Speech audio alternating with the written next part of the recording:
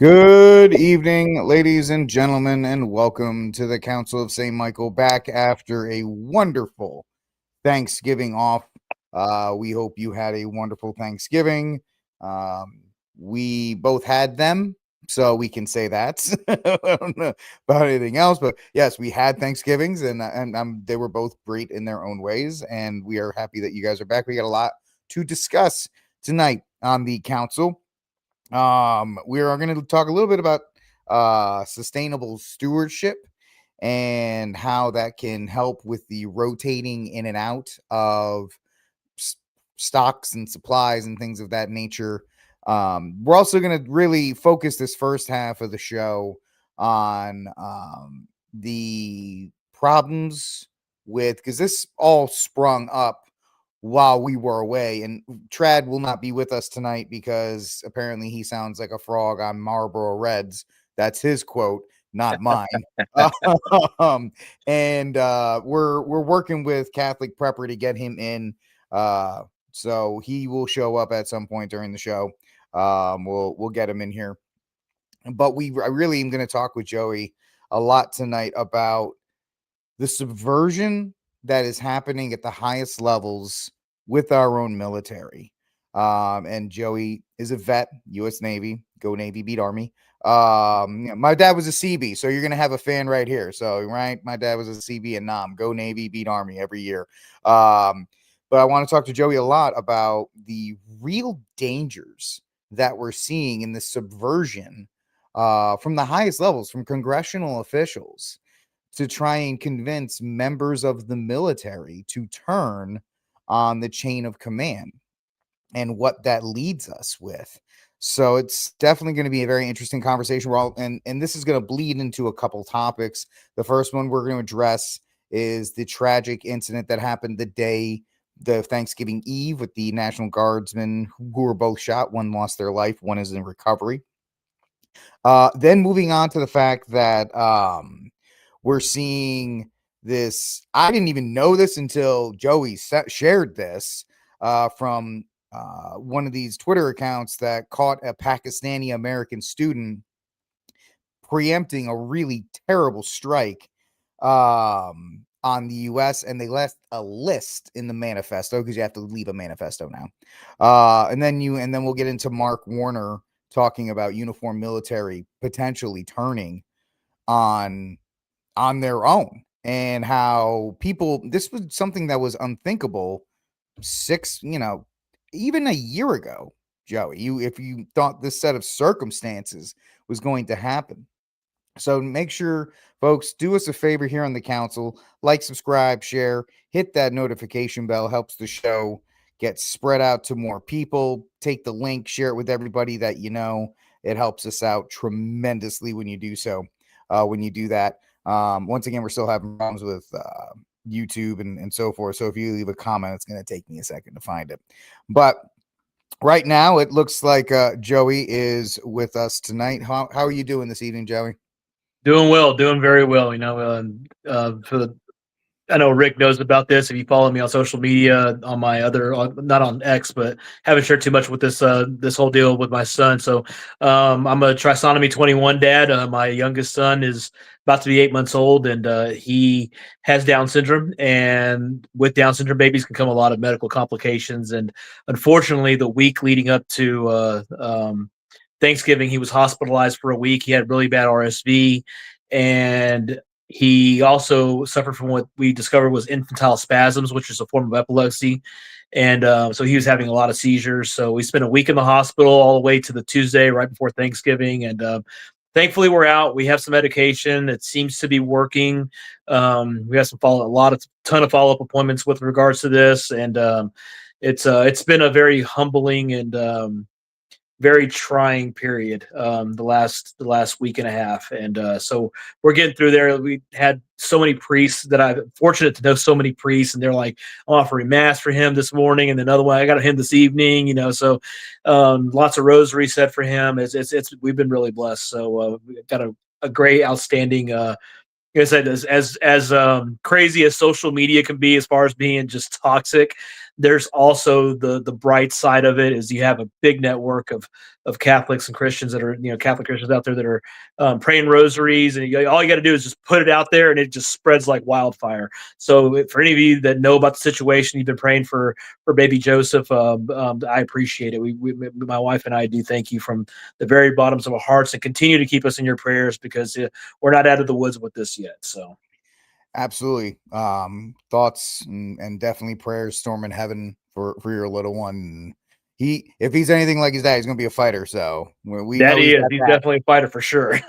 We know that. We know he's not going to give up without a fight. So that's going to be a great thing, and Yep. hopefully, and everything, no matter what, God's will be done, however it may be. In that That's regard, right. That's right. We have to learn through adversity, and I am chief, and I am not preaching. This is from experience. We have to learn to just trust in the Lord, and when everything seems like it's at its worst, there's lessons and things to learn, and I know Joey knows all that, because he knows all that. Just kind of preaches to the audience at this point. So let's get into it. This was a very eventful 2 weeks, and just people traveling, and Joey was in the hospital, so it was easy to take last week off, but this was absolutely just shocking to see. The night before Thanksgiving, which is usually one of the quietest nights of the year, Joey, besides the fact it's the largest night for drunk driving and things like that, which is a shame, and don't do that. But this kind of just took everybody by absolute surprise when this showed up. It was National Guardsmen were shot, and everybody went, in DC. That's pretty brazen. And then, of course, we'll get into that. But I just want to throw it to you, Joey. When you saw this this article as a service member, what were your thoughts about that?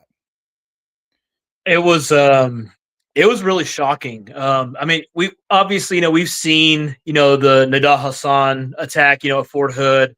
We remember that was on a military installation. So we've kind of seen a couple of these instances, but to have it happen on the streets in the central part of the America, I mean, our governing area of America, it really was shocking. Like I had to look at the article, and I was like, okay, let me go fact check this to make sure that this is not like some sort of hoax, because I saw it on the X account first, and then I went out to the national media, and I saw it there, and I was like, my goodness. I mean, that's such a brazen attack, broad daylight, middle of the road, and it really, I was really taken aback by it, because I don't know, Rick, has there been an attack on service members in the middle of the street on American soil? I can't think of one that I can think of. No, this is one of those things that is absolutely shocking, because we have had the benefit of not having to deal with it, right? We know this stuff doesn't happen in these United States. It doesn't. We have prided ourselves through years of dedication and respect for law enforcement and respect for the rule of law, that even if you disagree with soldiers or police officers and things like that, there's still a at least baseline minimum of respect for them because of the job they're doing. And especially with National Guard troops, I have a buddy of mine back in the day. He's an MP in the Rhode Island National Guard, and a couple of other buddies who are in the National Guard. I have nothing but respect for those people, because they're doing two jobs. Like the full-time military, that's their job. But the National Guardsmen, they're trying to balance two things. And so they're signing up to literally be the best for their community. And to brazenly attack these people, it's a cowardly act. It's an act that really does demonstrate what happens when you mass import so many different people. And you and I and Trad had been talking about this as well. This this difference between cultures that we're seeing here, that you can't get along with them. They can't get along with you, and it's really not working for all of us, because this is the kind of stuff you end up seeing. All right, you end up seeing a brazen attack on law enforcement in third world countries. Sorry, third world countries. I don't mean to throw shade at you. This is what happens. Military are attacked endlessly, and it doesn't shock us that that somebody did this. We're gonna welcome in Angel. Angel, good evening, buddy. How are you? How was your Thanksgiving, bud? Doing outstanding. Thank you so much. Sorry for the technical difficulties. Nice. It seems that the app works better than the browser, so here I am. Thanks. Hey, what? Thanksgiving was great. Excellent. Awesome. We are talking about the attack that happened Thanksgiving Eve, and I just wanted to get your thoughts. We heard Joey's thoughts on this. As a member of the armed forces, how did you react to this news that came across the wire with this attack on soldiers?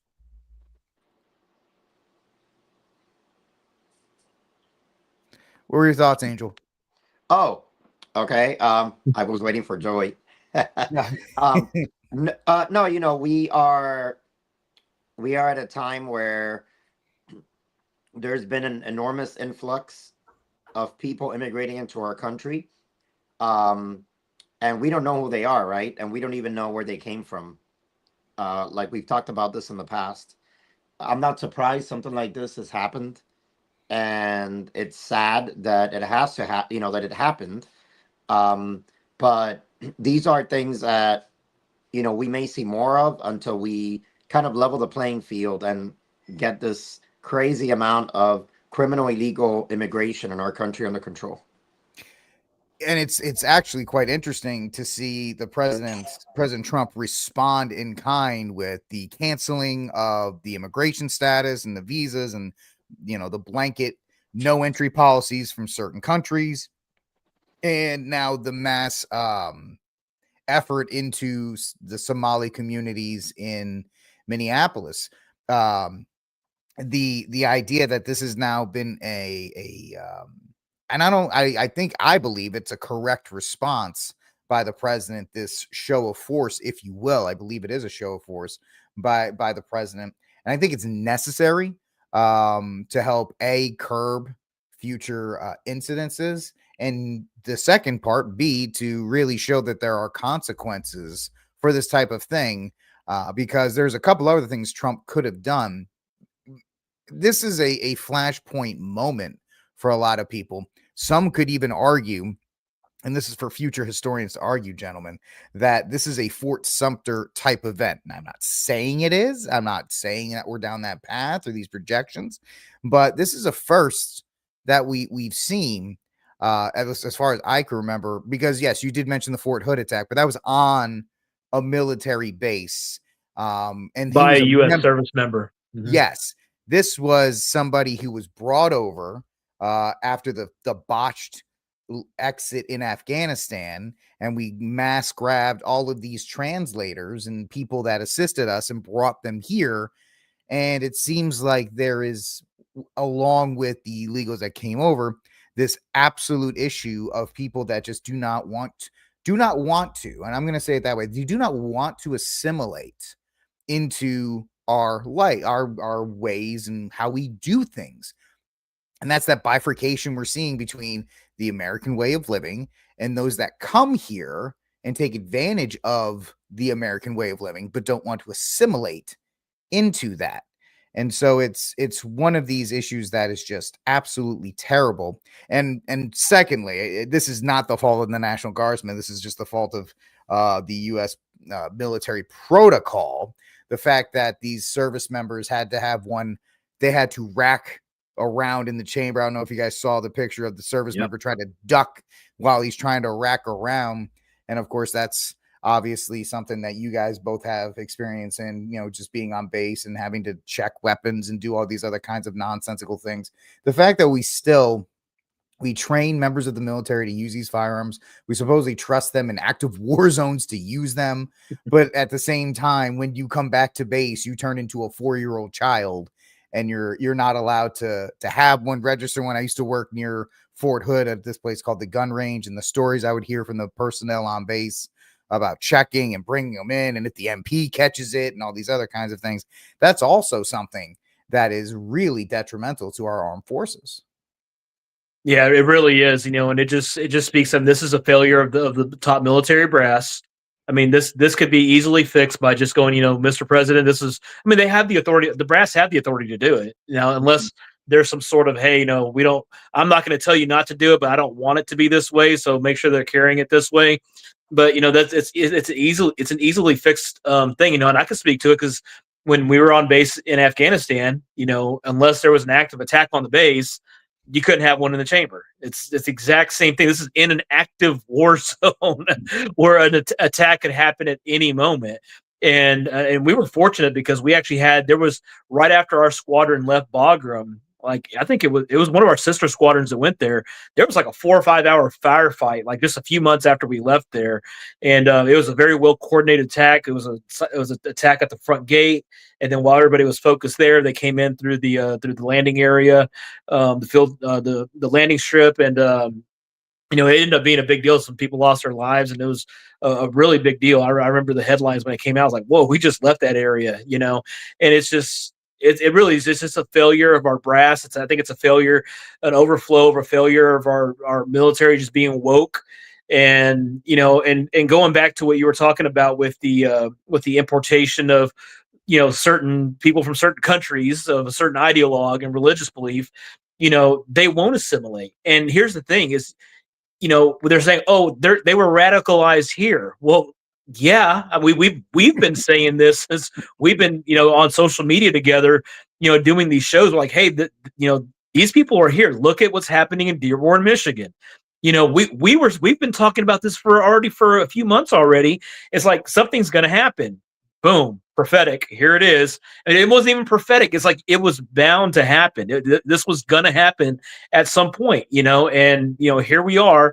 We have, unfortunately, this female soldier. I can't remember her name right now, but prayers for the repose of her soul. But she lost her life, and her battle buddy is going to have to live the rest of his life knowing, like, if I'd have just had my gun, ready to go, I could have acted and maybe saved her life, even though it was a surprise attack. And again, these people are not, they're being radicalized. We're seeing the marches. We're seeing them take over the streets in mass numbers, and they're doing these military style movements and stuff, and shouting and chanting. It's like, guys, the writing is on the wall. This was bound to happen. So let's not act like you must. I see people that are surprised that it's happened. Like I said, I was shocked that it was happened, but I wasn't surprised. Like Angel said, I wasn't surprised that it happened, but I was still shocked. I was like, wow, it actually happened. And, here we are. Any thoughts on that, Angel? I mean, I can circle back and say that, like we talked about, I see all these streamers always on Dearborn, Michigan. Like Nick Shirley, and there's a whole group of them that are like, streamers that are trying to put out the truth out there of what's really going on. And they're getting like attacked walking down the street in Dearborn, Michigan. And they're assimilating them with all kinds of racist behavior, and they haven't said one racist thing. All they're doing is walking down a public road or street in front of these mosques and just filming the street, right? And they're coming out, and these individuals, I think they're from Somali descent. They're there, and they're hiding from ICE, and they're attacking these streamers because they don't want to be exposed. They don't want to be found. And those are the people that are going to do these things. The ones that are not on the radar. And I mean, I don't care where you're from, right? If you're here in a legitimate fashion, and respect our laws and our people, welcome, right? Welcome to the United States. Welcome to America. But if you're there hiding in the shadows, waiting to do a crime like that, and just to hurt our heart of our country and our people, and impose your ways on us, in a manner that it's going to be met by force. We all have our beliefs. We all have different beliefs, and that's what the freedom of religion is. We're getting there's hundreds of religions in our country, and we're not all going to agree, but we can get along. And if you start a war like these factions are, it's just going to escalate. Maybe that's what they want. Yeah, I see, and I kind of disagree with that notion because I don't think we can get along with that particular religion. It's in their books. It's in their religious texts that they are here to do whatever's necessary to convert, if by the sword or however. It's going to be forced conversion. I honestly, I fully support if President Trump came out and was like, we're deporting all of them. Good riddance. I don't think we can live side by side with them. Our Catholic faith is completely polar opposite of what they believe and what they stand for. You can be Catholic or you don't have to be Catholic, but we're not going to go out and threaten to cut your head off if you don't do it, or force you to pay a tax if you don't do it. I don't see that we could be neighbors with them at all. Period. I Well, really well, don't. well, Joey, what's happening is they're doing this legitimately through a due process of our laws and our voting system. They're coming. I could say Dearborn, Michigan. They're, the Somalis are coming here. They're going to Dearborn, Michigan, legal or illegal, and these voting sections or chapters are flooded with them. No one has any chance of voting against a non-Somali. So the entire government there, top down, is either sympathizing or they're from Somali descent. And again, I don't care where you're from.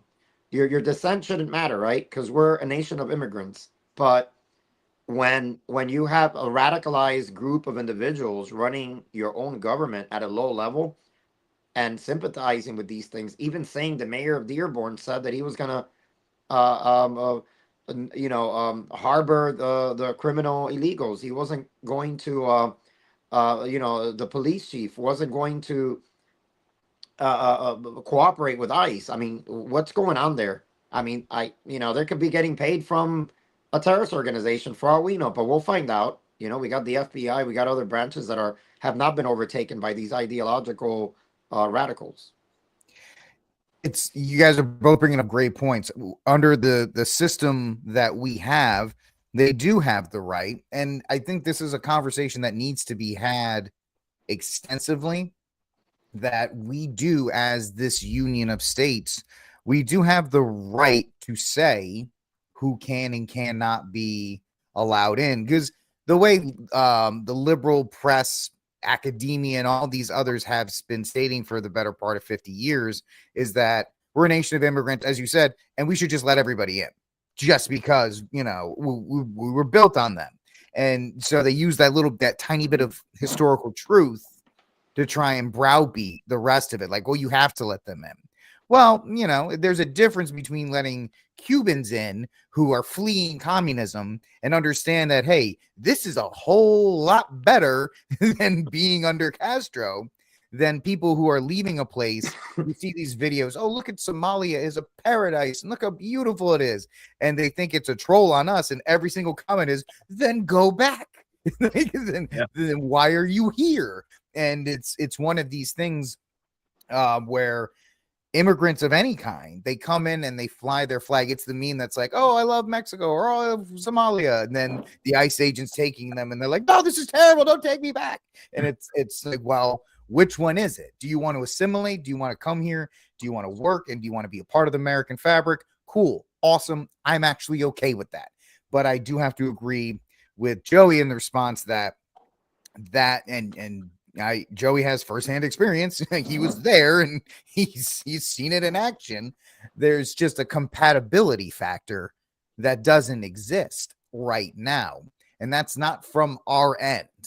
And that needs to be addressed. And it sounds like Trump's trying to do that with the ban on these countries and the stopping of the visas and all these other types of things. The only problem is we have such a large population that's here already. Minnesota, Dearborn, Houston, Texas, and I know DFW is increasing in its numbers as well. That Massively. At what point do we say, okay, this is something that we have to address without being worried? And this is the huge thing, without being concerned or worried that we're going to get called racist or we're going to get called xenophobic and walk back that something that needs to be done, because stuff like this is going to happen. It's going to increasingly happen because it was on the fence that the perpetrator was going to get the death penalty until the actual soldier until she died, rest in peace. At first they were like, oh, these are, murder charges and blah, blah, blah. It's like, no, this is domestic terrorism. This, you can call it domestic terrorism, and the penalty is such. And the fact that they're still, and this is a very clear case that everybody can get behind, and yet our Justice Department and our politicians are still kind of slow walking and kind of tiptoeing around it is not great. Because you have the politicians on one side who are tiptoeing around it, and then you have politicians on the other side, and we'll get to this article right now here, talking about obviously the first motivation was what this person believes, but there's also a secondary motivation that we have to discuss here, and that is this article from the Senator Mark Warner of Virginia had this to say, and we'll play the actual video right now. And once again, my service members, I'd love to hear your thoughts on a member of Congress saying these things. Unprecedented disrespect when they were all brought to get a pep rally in front of Hegseth and Trump. This is an administration that's fired, uniform generals from the head of the NSA, the head of the Defense Intelligence Agency. Mm-hmm. And I think in many ways, the uniformed military may help save us from this president and his lame people like Hegseth, because I think their commitment is to the Constitution and obviously not to Trump, and I expect Bradley to adhere to that. So, Senator, let's go a little further on this. Sorry, that's dangerous talk. What is that supposed to mean when he says, hopefully our military will save us from Trump? That is, guys, you're military personnel. That sounds like a call to defy the chain of command. I don't know. Angel, then Joey, what are your thoughts when you hear that? The video that we saw about a week ago of all these senators or ex-officers calling for dissension. Yeah. So that's what it reminds me of. And I believe, we have freedom of speech to a certain extent. What I mean by that is, I don't believe it's protected when you are actively trying to form a resistance to overthrow your government. And I think that's when you're like, okay, well, what's going on here? You're calling on the military to overthrow the president.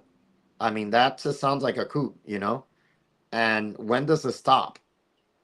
And it's, we are in like unprecedented times. We thought COVID was going to be, something kind of wild, but seeing these ex-military generals and officers, go on these liberal legacy news media channels and, speak like that it kind of tells you there's a group of people, whether they're special interests or not. I'm sure they're special interests, but, there's one way to, there's many ways to find out, but, I'm not sure if it's worth our time, but there has to be a special interest in them doing that, and them speaking like that in public. They know it may never happen, but, someone's getting something for saying that. It's a psychological warfare that's happening, every day. And I'm not going to talk about any large donors of, the far left or anything of that nature. But I can tell you that there has to be something in it for them to speak like that, not just politically. What do you think, Joey? Yeah, let's pull at the string and let's pull at that string. That's an interesting string to pull at to see where it goes into special interest and wherever money or power promises are being exchanged for these sorts of statements are coming from. I'd be anxious to see where that string ends up at, where that rabbit hole goes into. I don't think it would be shocking, but I think it would be incredible revelation to the American public to see just how deep this rot goes, and it is. It's when I saw the videos of the various people saying these things, like, man, this is just flat out treason, man. They're not hiding anything anymore. They're just putting it out there. And again, they're putting it out there because they don't really, again, the whole woke ideology, you get to look at everything, liberalism, woke ideology, all these different facets of liberalism, progressivism, even conservatism. It's all a multifaceted attack on the entire country and everything that we were supposed to stand for. And, unfortunately, we've gotten to a point now where there has been no, I mean, really, when was the last uprising, as they call it, before January 6th? It was a Tea Party when hundreds of thousands of people took to the streets. Like, that was like the last major like protest. Like, that was well organized. People took to the streets.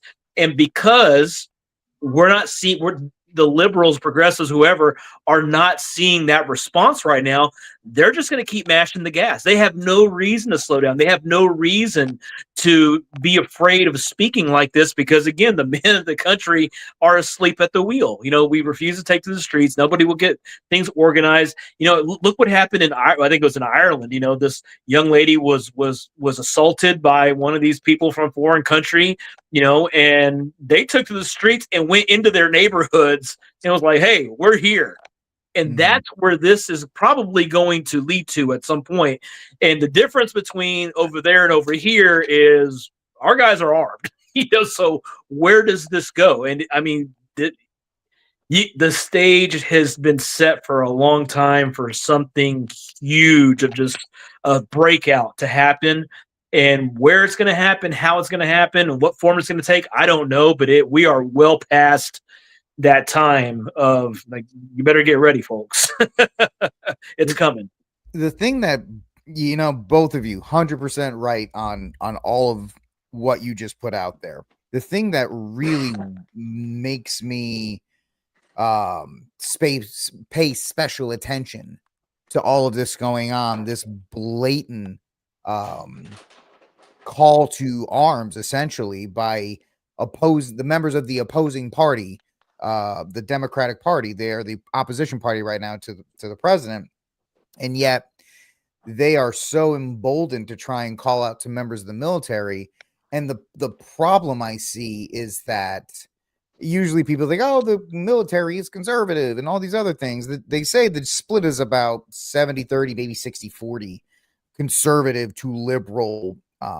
That's still a pretty huge amount. And also we have the issue in play that Obama, when he removed all of the generals and then put in generals that aligned with his view, that it looks like Hegseth is trying right now to work around or trying to get in shape or trying to reassess.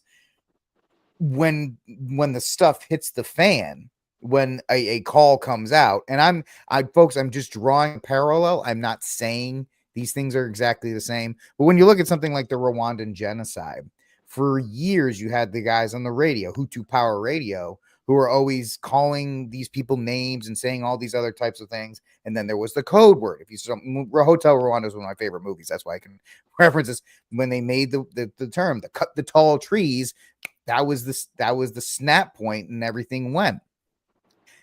These people are funded, as Angel said correctly. They're motivated, as Joey said correctly. And there's going to be a time, unfortunately, in a worst case scenario, in my opinion, where some kind of thing is initiated. I don't know, folks. I'm not trying like MK Ultra or any of the sound stuff. You can let your mind wander however you want, but there's going to be a point where, and I mean, it happened in 2020, essentially. A video went out, the call went out, and riots ensued. And that was without members of the military participating. You could see if something like that was to happen again, you could actually have members of the military joining that faction because they're being told at this point that they should, or it's illegal to do so, and all these other kinds of things. And it's really a very, I don't even want to say slippery slope. It's a dangerous situation that we are in right now, because the opposite party has decided, in my opinion, that elections are no longer the way to go when it comes to who dictates power in this union. They are openly calling for the military, as happens in third world countries and coups and things like that. They're openly calling for the military to join them. And let me be straight, folks, you don't need a lot of people in order to overthrow or to do a coup. And if you actually look historically, coups happen with a very small amount of people working these things. And I think because we had the Civil War, our framework is completely different than the rest of the world as far as how political parties are overthrown and how violence happens, from France to Russia to any other country, what we see in the Middle East and all these other places. We could very well descend into a Yugoslavian situation, or maybe what happened in Syria. For those of you who are fans of Franco, and I think Franco's great. The Spanish Civil War is a prime example of what could happen if some kind of lid is not put on this situation. And I don't know how you put a lid on that situation without like mass arrests of the people who are calling for it. But that could only inflame tensions further. That's what I mean. Like, we're in that situation where the off ramp is on the other side of the highway and traffic is jammed. And I don't know how we get to that point. Yeah, no, that's a great point, Rick. And I was mad scribbling down some notes as you were saying all that, and it's the parallel I'm going to draw here. Just take it as you want it, but going back to Taylor Marshall's book on infiltration of the church. They put the people into the church, they worked them up into the ranks, and then they promoted their own. And I think the parallel we're seeing, and this is why we have the chaos we have in the church. I think what Obama, Biden did is they basically replicated that exact same thing. You have, you purged a lot. You lowered the morale of the conservative. People have always thought, if you're in the military, you tend to be conservative. And I know from my experience, most of the people I interacted with in my time in the military were mostly conservative. There was a few libs in there, but not very many. But now, a lot of them, the morale has been lowered. I mean, yeah, think about it like this. We were in a 2-decade war. At one point I was out of the military for almost 17, 18 years. And one of my 17, 18-year-old nephews was going into that same war. He was going over to Afghanistan. It's like, this is like 18 years later. And I'm like, wow, this war has really just dragged on, and it lowers the morale. A lot of guys saw a lot of terrible things and they just wanted to get out. We miss the brotherhood. There's times that I miss my brother. I miss serving in the military. But the morale got lowered. Guys got out, and what Obama and Biden did is they allowed these woke people to go into and that's what you said. You don't need a large amount of people to pull off a coup. You just need the right people in the right positions. You have a woke guy controlling an aircraft carrier or 2 aircraft carriers. You have one of those that's a captain of a nuclear submarine. He's like, hey, you know what, guys? We're gonna, we're gonna hold the country hostage until we get a new president here. I mean, what's to stop that stuff? I mean, I know there's all kinds of protocols, but again, if you have the right people in the right places, you can make it happen. And it's a scary. That is the conversation we're having is very scary to have, but it's like, oh, this is conspiracy level stuff. Is it? But one thing I've learned, I was having a discussion with a friend just earlier today, and they're like, oh, what do you think about the whole Candace Owens, Charlie Kirk deal? I think she's cuckoo. I'm like, she might be onto something. She might be onto something, but he's like, well, not every conspiracy theory is true. I'm like, well, let's go back in history and look at all the different conspiracy theories that were out there. And we're finding out that a lot of them were true. So, take it for, whatever it's worth, but it's the fact that we're even having this conversation. I think it's a legitimate conversation to have. Yeah. Historically, we talk about coups and, what it's going to take to overthrow a government. And you guys are right on, right? Joey and Rick, it doesn't take much. It's maybe like, that's a small percentage of the whole thing. And the rest is psychological operations. Like when in the beginning stages of the Ukrainian war, they sent Russian special forces to take out Zelensky, and they failed.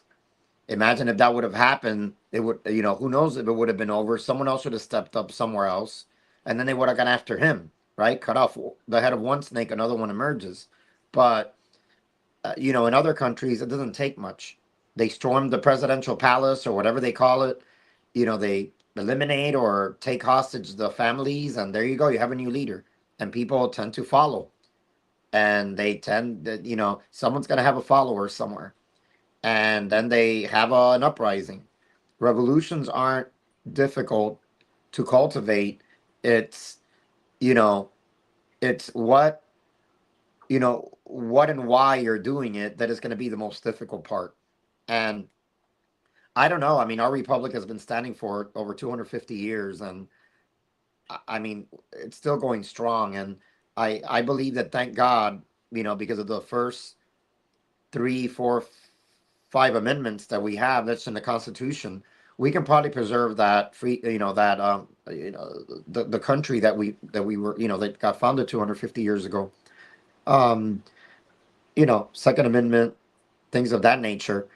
Hopefully, that can be one of the elements that causes us to endure. But I'll say one thing real quick. In the prepping community, we always prepare, right? And on this camp, we've been preparing for years. And one of the things is social unrest and the collapse of the government and going into some sort of martial law or anarchy where you're on your own. That's what we're preparing for, in my camp, my people. And, I know not everyone needs to prepare for that, but we like to prepare for a societal collapse and based off of a grid down situation or a change of government. And that can take many forms or factions. But, we're not afraid to say it. People like us are going to be the ones that are going to endure. And, we're going to either bug in, bug out, and run to the hills or whatever you want to call it, and we've been preparing for this for a long time. This isn't some new thing that some liberal Antifa group is going to try to do to believe that they know what they're doing. No, we've been doing this a long time, and we're ready. Yeah, I mean, if you're thinking about your home country of Cuba, Angel, it did not take much for. I mean, I watched a brief. I rewatched some the history of Cuba and what it was before, and the fact that Castro just showed up on the island and the president of Cuba left. Like there wasn't even a firefight. The president was like, "All right, I'm taking as much money and stuff as I can, and I'm leaving." And then everybody was like, "All right, Castro, I guess you're in charge because nobody else is here." And that's not a shot was really fired between No, them. he had a group of like 25 to 50 guerrillas, guerrilla fighters, with 1903s and guns from freaking World War II, and they actually tried to storm one of the armories and they failed, and they got thrown in prison. Some of them killed, and years later they were released or escaped, and they were successful the second time to acquire these weapons, and then they ran to the hills in the southern part of Cuba and started the revolution. And then all they had was a radio station on shortwave where the entire island could hear what's going on, and they had a lot of people on board, and they bought into whatever they were selling, the socialism, the communism. Cuba was going through, I think, some sort of depression, and that's why they took advantage of it. But the government that Cuba had was U.S. backed at the time, leading up to the revolution. And the guy that was there for an amount of time, there was some corruption, and people weren't happy with it, and that's what led to it. It was a successful coup, and Castro, went to, he got a Che from South Central America, and he got trained some guerrillas, and they it's something they had never seen before in that part of the world, and it was an easy win for them. They marched into Havana on a tank, on New Year's Day in 1959, and it was easy for them. And then things crumbled years later. People started fleeing. The promises of communism. We call it. Joey knows some Spanish, but la promesa de socialismo. The failed promises of socialism, and it was Cuba became one of the places that got contaminated. Yeah. And unfortunately, it's still and it's an island, so it's tough to liberate. Not like some of the other countries in South or Central America that have borders and can do stuff. But that's not what we want to see here. No, we absolutely don't, and that's why it's really important to have the conversation, despite the fact that some people may be watching this and say you guys are just fomenting fear and don't worry about it, everything will be fine. We can give another reference. The 3%er meme came from the fact that historically 3% were patriots in the American Revolution. And then you had the loyalists, and then you had a huge majority of people in the middle that were like, who am I paying taxes to this month? I don't really care. I just want to keep like my shop open. I don't.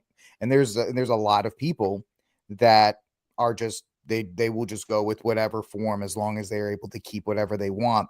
And it kind of feels like that's what, you know, the promises are kind of being put in place with guys like Zoran and the people on the mayor that was elected on the West Coast, the socialism platform, which maybe not this midterm and not this presidential cycle, but the presidential cycle after that, it'll probably be a socialist versus whoever the Republican is in that regard, because that is going to be the promises. We have economic problems right now that, you know, Angel is in his community, the prepper community, have been warning about, and people are just starting to see the fact that 2026 is probably going to be a lot more of a rough year. Trump's fault or not, he's going to get the blame for it. And that's going to radicalize a lot of people to the false promises of socialism. You know, I think we've talked about it here. There's Gen Z, and we have talked about it here because I remember Joey saying, you know, he understood their plight. You got a lot of young men who have no prospects right now, a few financially, family wise. And there's two roads we're seeing. They're either going hardcore to the traditional road of Catholicism. Maybe our Ortho Bros kind of the same way. They're diving into that, or they're going the socialist route. That's the only two options. There's not a lot of free market capital libertarians out there in their 20s because they're like, there's nothing here for me in that regard.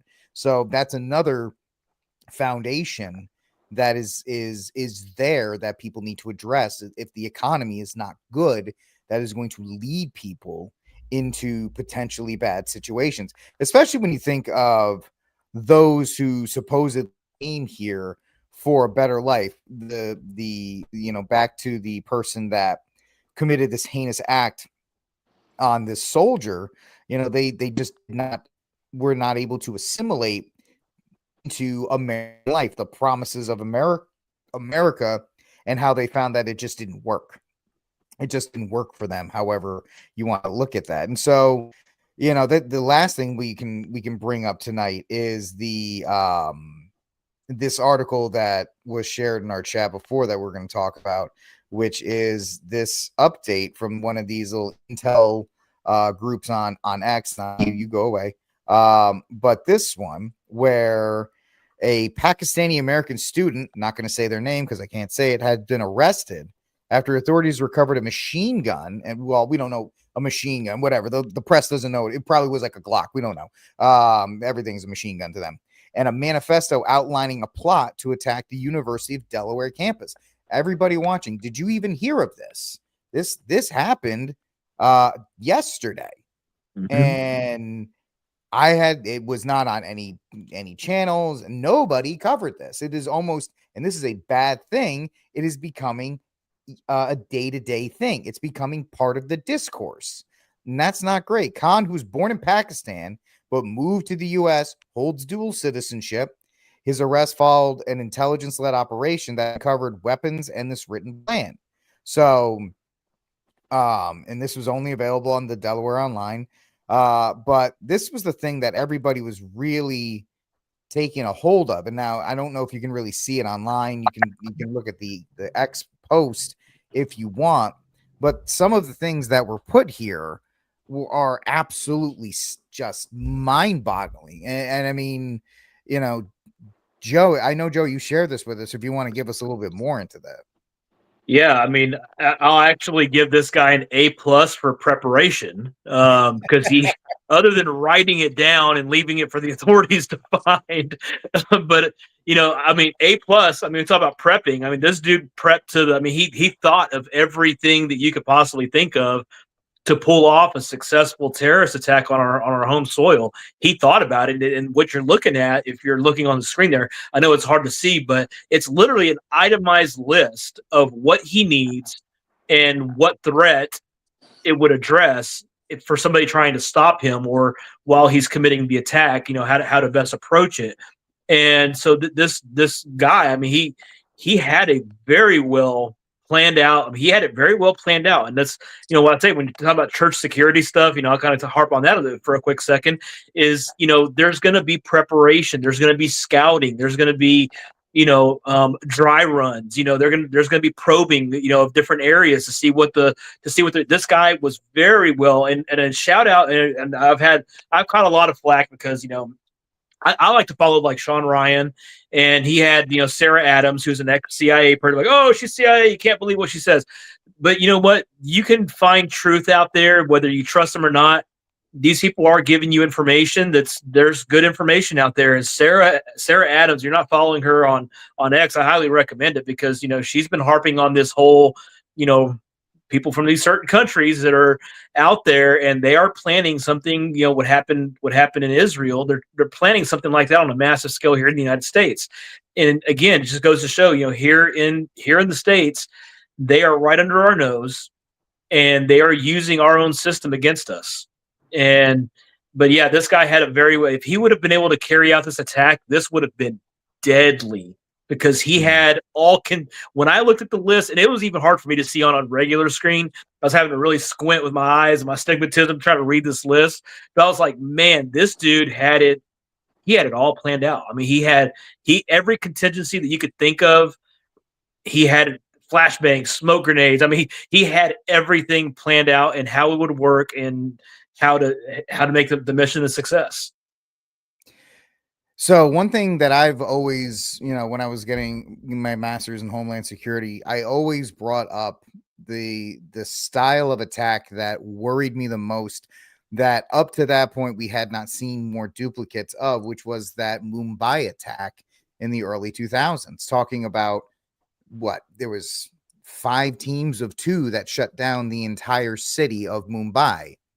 And when you read stuff like this, it's a worse nightmare scenario for me, because I'm seeing more and more people are starting to look to that style of an attack with these kinds of preparations.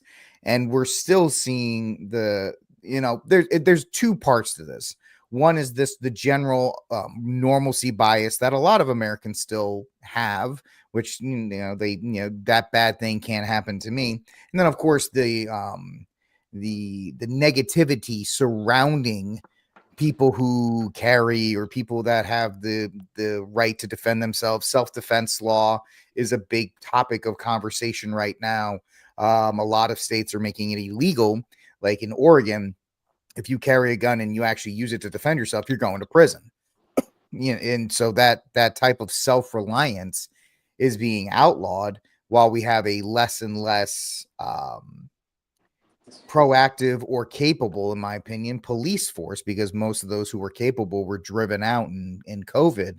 And so when you see stuff like this, it's horrifying, because one of these will get through, right? One of these will have, I mean, think about in Texas. I remember a couple years ago when the guy drove to the convention center in Irving because there was like a Draw Muhammad contest. It was in Garland, but the town that I grew up in most of my life, that incident took place less than 1/10 of a mile from my mom and dad where they currently live. Yeah, and he just drove up, and luckily, there was proper security in place. But if not, who knows what could have happened? And so that would have been bad, because they had a lot of ammunition on them when they got buzzed. When they were neutralized by the authorities that were there, they had a large cache of weapons there. And real quick, I didn't share this in the group because I saw it late this evening. I don't know if you heard about this one, Rick, but down in Galveston. Did you hear about there's a spat going on between the district attorney there, who is a name that you cannot pronounce. I can't pronounce it either, from that same area that we're talking about. And he's one of those people who's the DA. And the Galveston, if you go to the Galveston Police Officers Association or something like, they have a social media page on Facebook. And they're like, well, if we're not going to have this discussion in private, we're going to put it out on social media. And the cops, the social media page is run by police officers, like, hey, we wrote so many tickets during this time period, and this one specific same type of group, all of their tickets and citations were dismissed, completely dismissed. Yep. And they're like, what's going on here? And again, you got to get involved in your local processes, your local elections, because here in Frisco, Texas, where I'm from, there's a whole lot of names that I can't pronounce that are running for school board positions. They're running for these smaller offices, local offices, and they're getting in. And unfortunately, I'm seeing that a lot of your right-leaning people, they're like, oh yeah, they're very traditional people. We're going to vote for them, and they're getting into office, and they're going to look out for each other. And stuff like this, this kind of a deal right here. If this had happened in Galveston or this had happened in Dearborn, and it was brought to a DA, like, hey, we need to move on this guy. Like, no, he's good. He's not going to do anything. This is where we are. It is a terrifying. I feel bad for people who are not prepared, because if you can put your head in the sand, but it ain't going to change the outcome.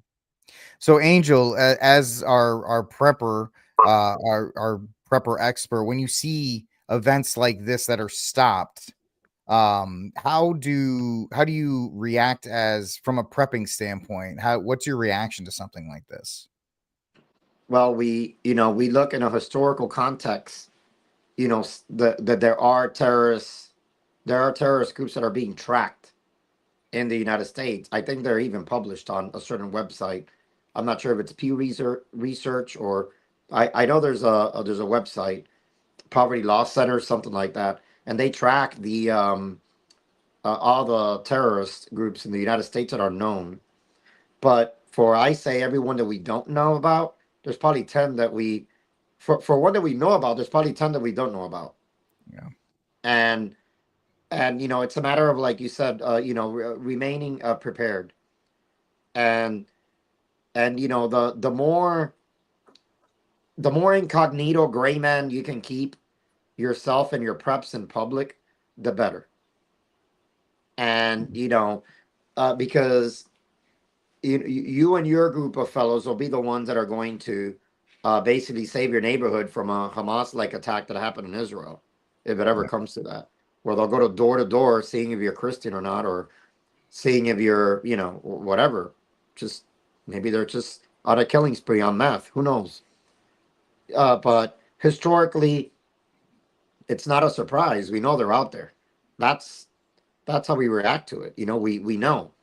We try to keep track of these things, and so does the federal government. But I mean, like Joy was saying, in some of these local governments, they bring this to their attention, and they're gonna slide it under the rug, and then boom, something big happens, and no one's gonna take the fall for it. Then they end up blaming the federal government, but they never helped them or collaborated with them to give them the intel. So these are all gaps that are happening of intelligence and security breakdowns in these cities that are overrun, with these ideologies. And those are the dangerous areas. And so what I'll add to this, and then we can head on to our next subject of the night, is, folks, instead of, you could say that we're trying to fearmonger and things like that. Let me tell you from this perspective, it is incumbent upon you that these things are out there. All right. This is just a data point for you to take in. So you need to, from a perspective as a firearms instructor and so forth, y'all need to figure out what is your defensive, your self-defense laws in your area. Know them well. Go to firearm training courses, join a match league, whatever you need to do there, keeping yourself prepared. I know at a lot of gun ranges across these United States, USCCA puts on, clinics or just classes a couple nights a week throughout there. And not just them, Law Shield does the same. They all do them. Go to these, take an hour and a half, go find out the laws in your state. I'm a member of USCCA because I'm an instructor, but they also have others. I recommend some kind of insurance or some kind of legal representation. I don't like to call it insurance, some kind of legal, whether it's attorneys on retainer, whatever the case. I don't care. Even though I'm part of US Law Shield, I just want, not Law Shield, USCCA. I just want you to have something, so you can be fully ready in that case to be able to take those steps and understand, that you are going to be your own first responder. Not only does that mean firearms wise, but maybe you should start putting a bag that you have, your going out bag, which has first aid, trauma kits, things like that. So you can also be a responder for those when that time comes. I think the idea of personal accountability is becoming more, as they're trying to shrink it and take it away from us, it's becoming more and more important for us to take it upon ourselves to make sure that we are there for our community, because the government it can't do that. They can't be everywhere at once. Police are naturally, A, they don't have a duty to actually protect you, and B, they're reactionary by nature. I know we have a lot of propaganda where cops show up at the last second and they save the day and all these other things. This is not a slight at the good police officers out there. They'll probably tell you this. They're a reactionary group. You need to take your safety into account, and you need to make sure that you are able to do it, not just for yourself, but for your family as well. You men who lead households with children. I mean, I'm responsible for my wife when we go out as well. And just making sure that you are a valuable member of the community that you will be serving in a time of crisis.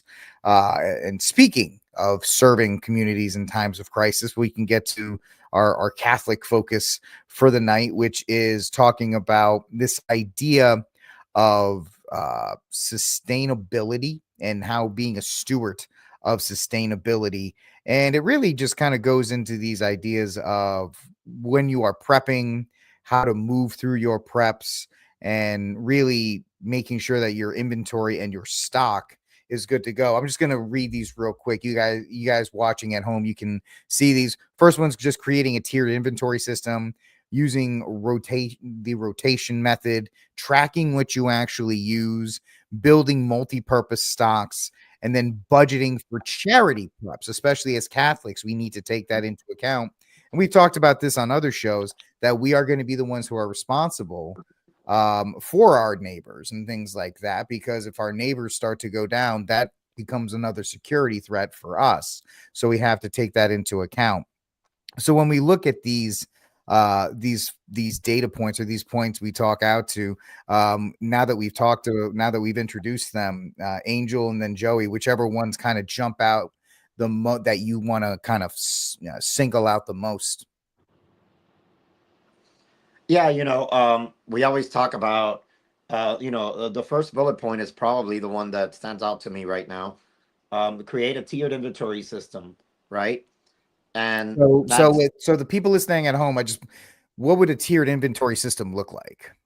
yeah, so in my view, we talk about begin with 1 to 3 months supply of a deep pantry. So you stock your pantry first. It's the easiest thing to do, right? It's readily accessible. Stuff you're going to use within 3 months. It's not going to go bad unless you're talking about frozen meats or something of that nature if you have power. But and then you move on to you go canning, maybe, and you start going to more long term stockpiles of food or sustain ways to sustain yourself and your family. Some people believe in seeds to garden during season, and that's how they're going to and then can that food, like an old world canning, which can be stored in a cellar or a basement, and that can last indefinitely depending on the amount of time that you have. But the tiered system will be short and long term storage of food supplies, and then the ones that you're going to use like right away.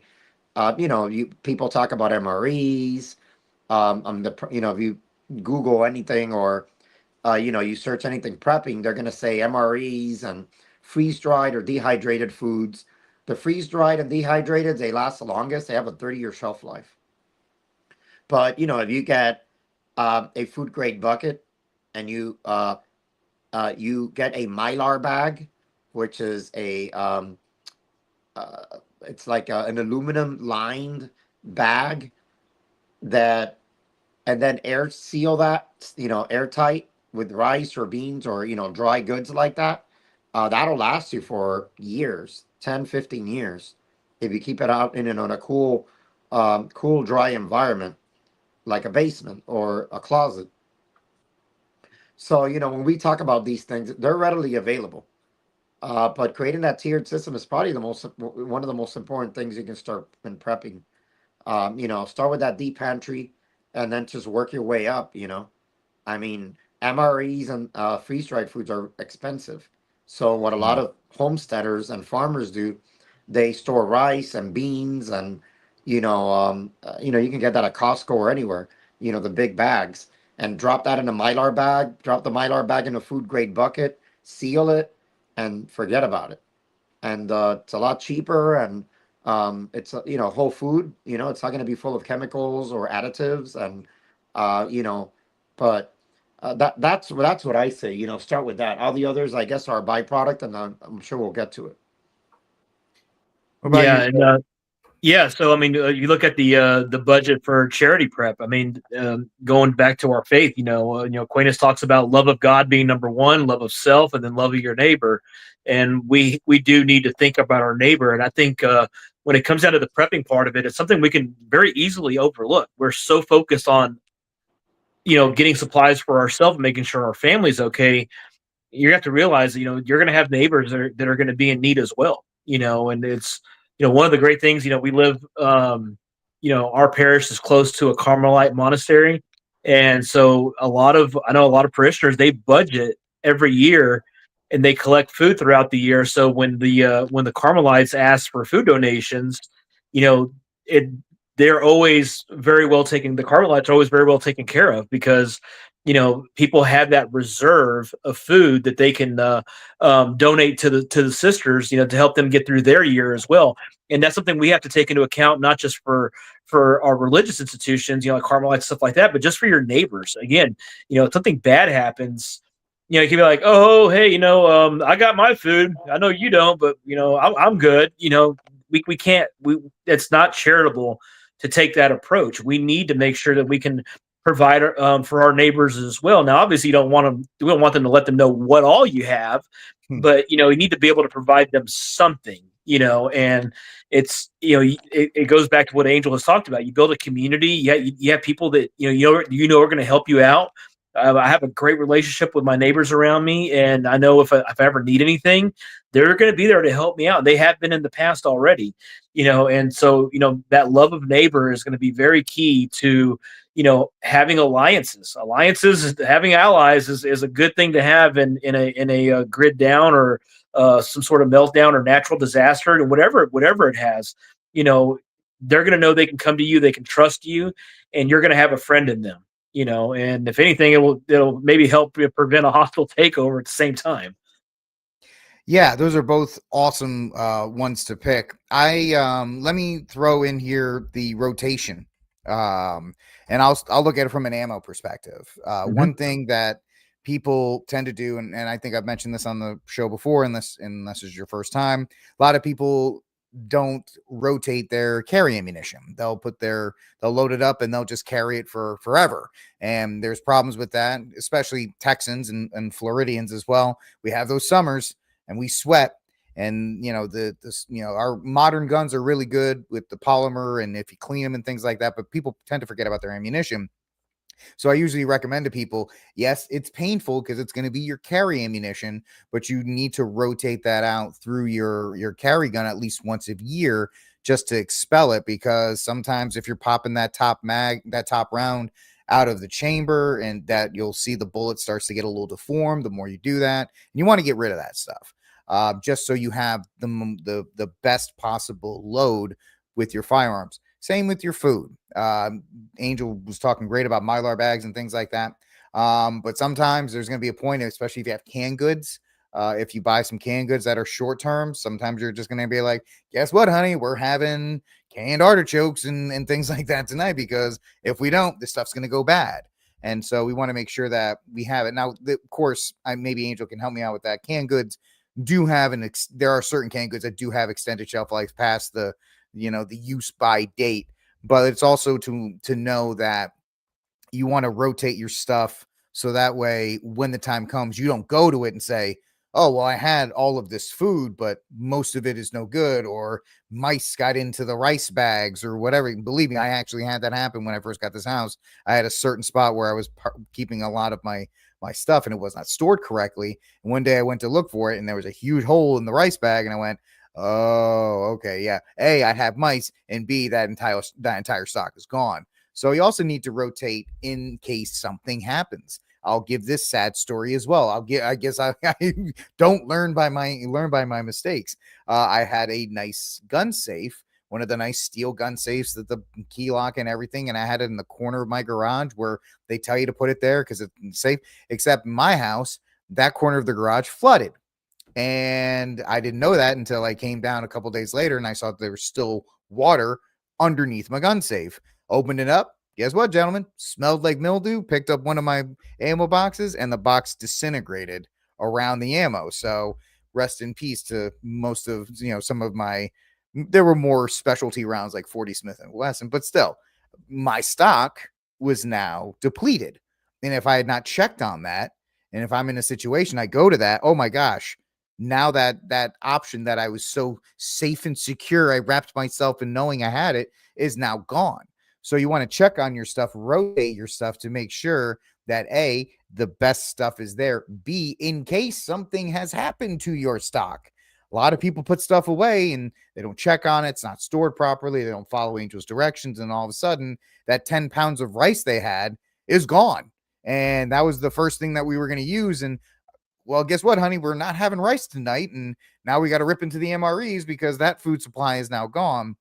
So using rotation rhythms, first in, first out, quarterly checks, guys, it's not going to take you long to be like, all right, the ammo's still dry. Okay, the food's not ripped into. Like, we're not talking about, you don't have to do like inventory checks from Walmart where there's a barcode and you got to check all that. Just make sure the stuff is working and making sure that if you need more room for something, or maybe you're stacking too much of something that you thought you may have needed at first. I don't know, sell the little solar lights or something, and now you have an excess of that. Okay, we don't need 55 solar things, hon. I think we're good on power, so we can spend that budget on something else. So the rotation rhythm is also good to make sure your preps and your supplies are not only at their maximum effectiveness, but it's also a double check to make sure that if anything has gone wrong, you can take care of it while you have time to do so. Yep. Yeah, good stuff. Yeah, and then I was also looking at the track what you actually use, and that's especially when it comes to ammo.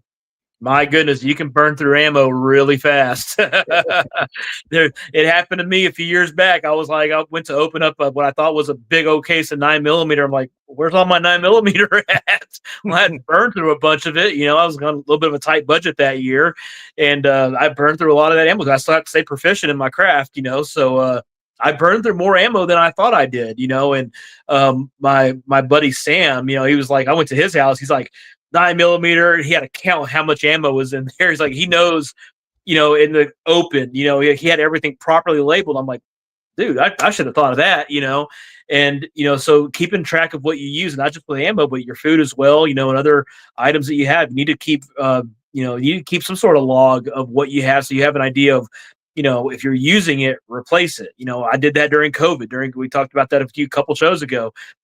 As I would buy beef, I throw it in the freezer. As I used it, it made 2 or 3 shopping trips in a row that beef wasn't available, and we would use a little bit. But as soon as I came in, because I had a surplus, I'd go into the store. Oh, wait, it's back in stock. I'll pick up a few to replenish my thing.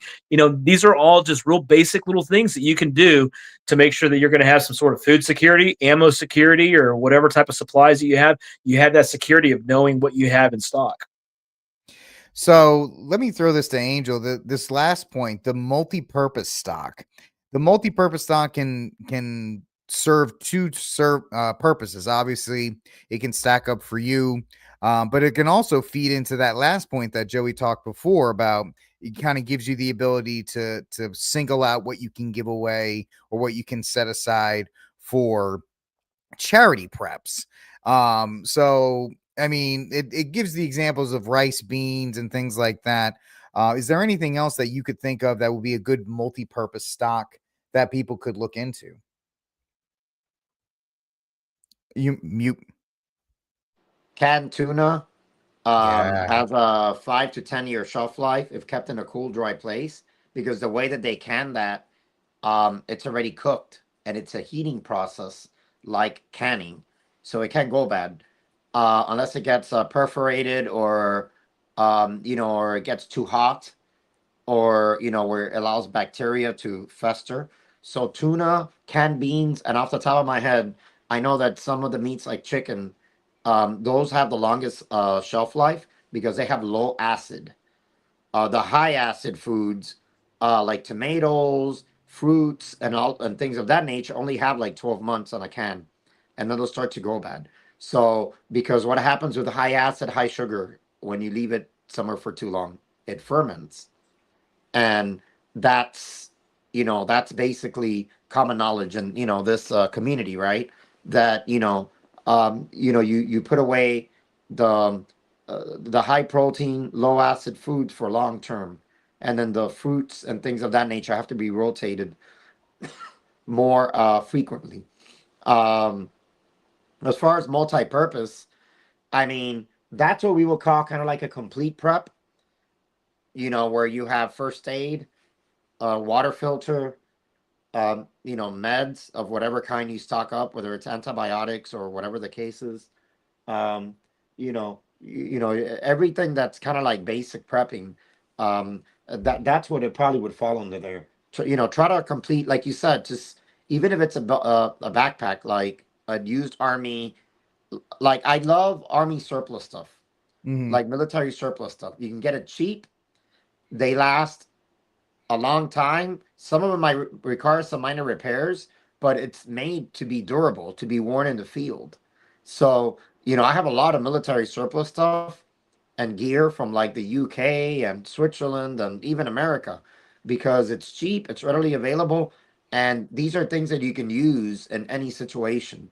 Um, so I mean that's where I would say for someone to go into for a multi-purpose prep, go into a military surplus shopping spree Mm. and see what you need, and plug it in from there. You can never have too much ammo. I mean, I know I don't talk a lot about guns, but when I do, I'll talk a lot about them. um, uh, you know, Ammo is something that you want all of it, basically. It's not like me with my bow and arrow here, where I can probably make an arrow if I really needed to, Yeah. in the bush. You know, I'm never gonna run out of arrows, or arrow or bowstrings, but a gun is gonna run out of ammo, and so you want all of it, and it's a very valuable asset to barter with Yep. if it comes to it. I mean, in an enclosed society or a tight community, like we've talked about in the past, one hand helps the other. But once that community starts running out of a certain thing, that multi-purpose prep can be used to barter and augment your longevity in a grid down or in a societal collapse situation. That's what I have to say about it. I can go on forever, but That's why we love it, man. Well, let me throw this one question. What is so if somebody's getting into it, let's say they have just a regular Glock, right? Or something like that. How many rounds should they have f- for just standard having at the house? How many would you recommend? 2 million. No, look, All of it. All of them. we when I get asked that question, they ask me, okay, well, you know what? How much ammo should I buy? I'm like, okay, well, you have your main battle rifle. We say 1,000 rounds of ammunition, 500 to practice, 500 to, um, use or store. Now, a handgun, if that's all the person has in an apartment somewhere in suburbia or whatever, and minimal preps, and they're just trying to prep. I mean, buy as much as you can afford without it affecting anything else. But I would say, I mean, even with 200 rounds, 4 boxes, you can go a long way if you had to defend yourself. I mean, and magazines too. Magazines get outlawed all the time, left and right. So, I mean, for my combat loadout, I'll bring it on maybe on the next show. Um, I have a JPC plate carrier tricked out. Um, I got about 7 mags on the combat loadout, 5 on the plate, and 2 on the belt. And that's what I carry. And for the handgun, the sidearm, I'll probably carry in a combat loadout or societal collapse loadout, like I call it. Um, I'll probably load 2 mags on the belt and maybe have an extra mag or 2 in a bag in a day pack that I'd be lugging around, whether it's the property or whether it's outside of the wire, like we talk about. Because remember, in a grid down situation, or I'm sorry, in a societal collapse situation, we would have to depend on all these preps that we talk about. You're going to need someone to watch your property or goods, or you would need someone to be up 24/7, like our military fire watches. Um, because if not, that could mean life or death. Unless you have a dog that's really good at barking and, alerting you, or unless you have like booby traps. But we're not going to talk about that one on YouTube. Yeah. Um, we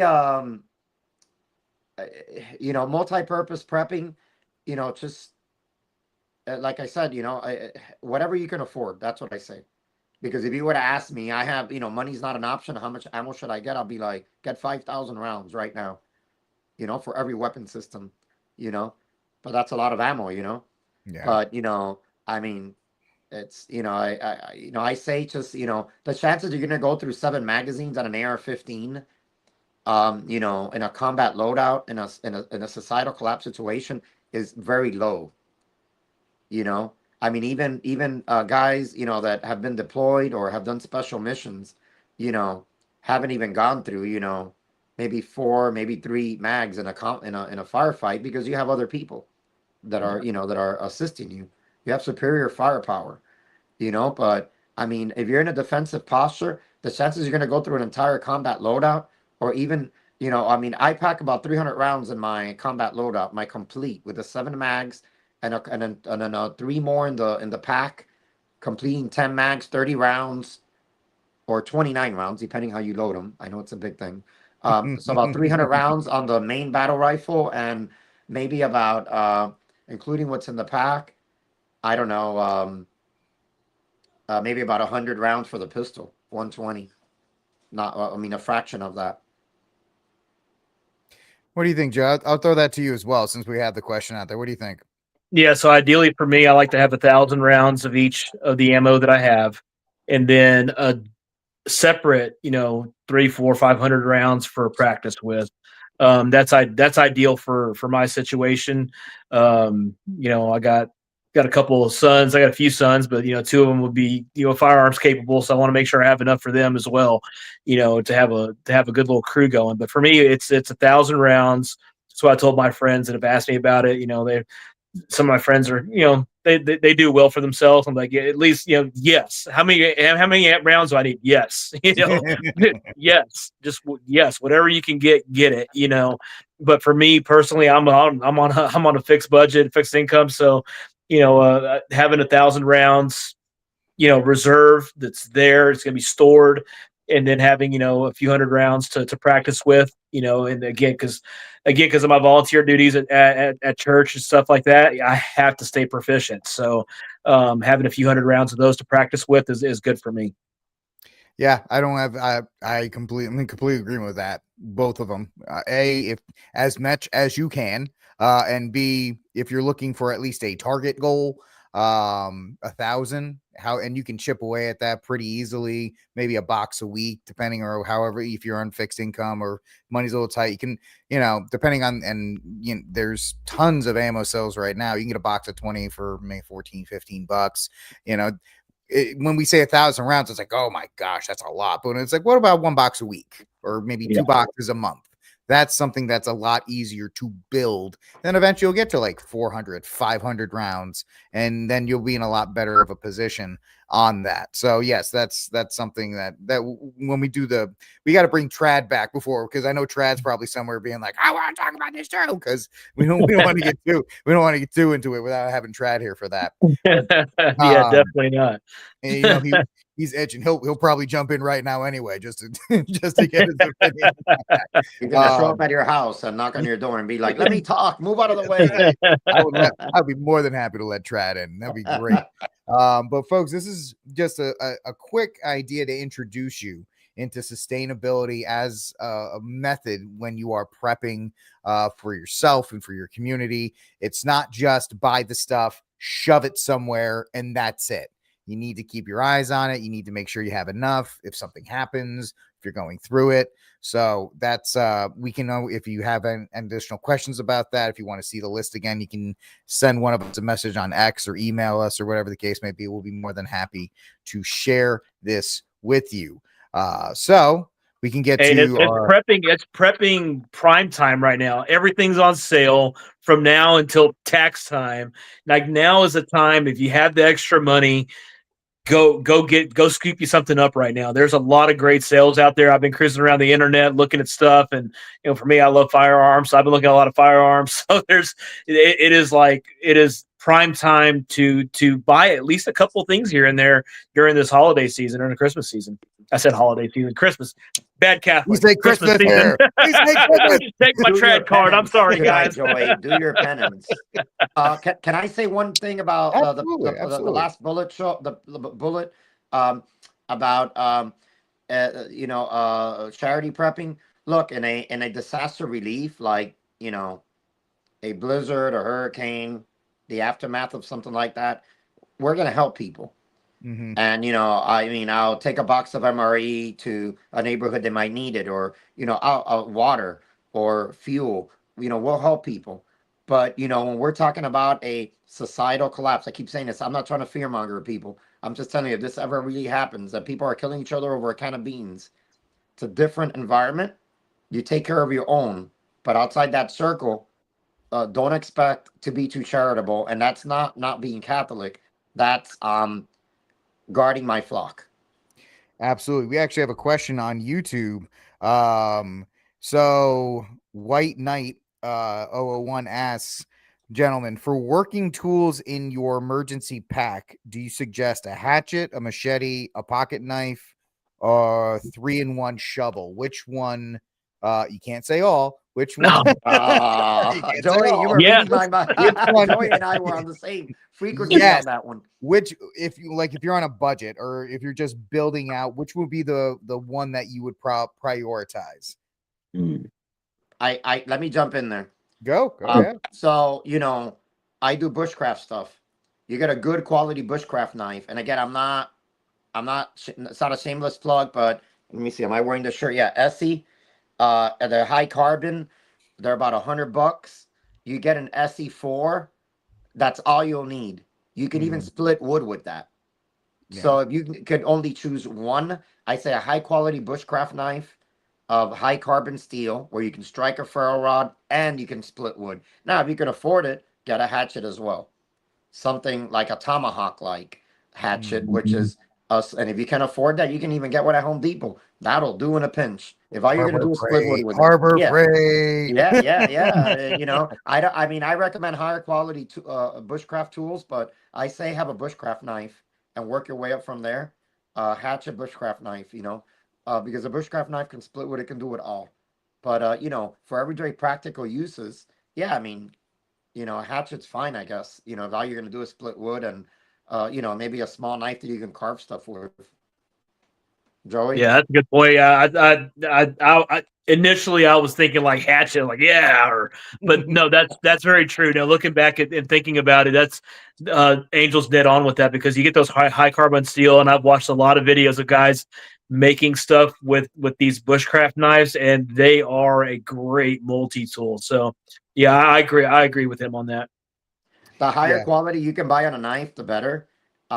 People talk about Benchmade and they talk about Spyderco and all these high quality, companies. I mean, you don't have to go that crazy to pay $200 for a pocket knife.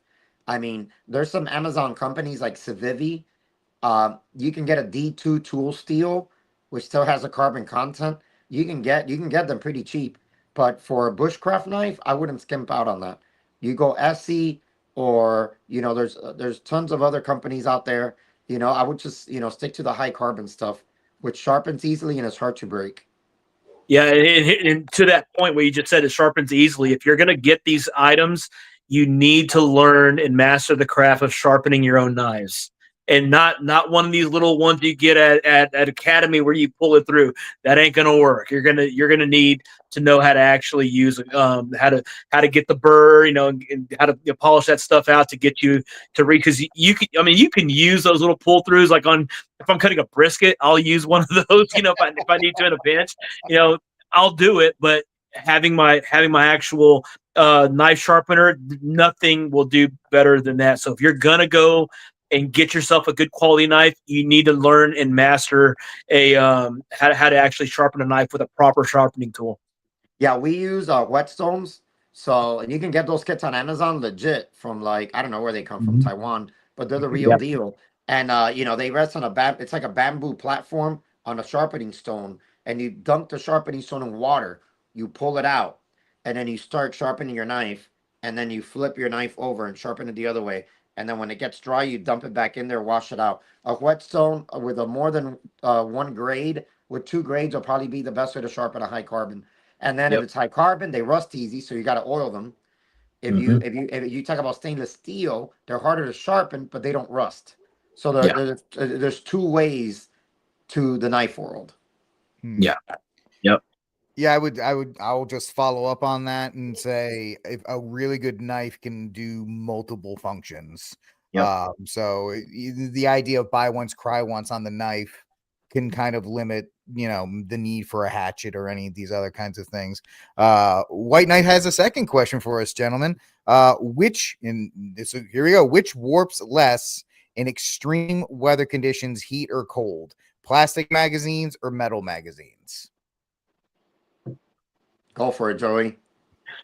Okay. It's about guns. It's about guns. That's all you, bro. So here's the deal. Here's my philosophy on magazines, particularly with the AR platform. Is the plastic ones are great. They're durable. They're great, but for me, I have had issues with let's say my dad has a really nice setup. It does not like those polymer Like the magazines. It will not feed the rounds in there. But the old metal ones, those old school, you can get them super cheap.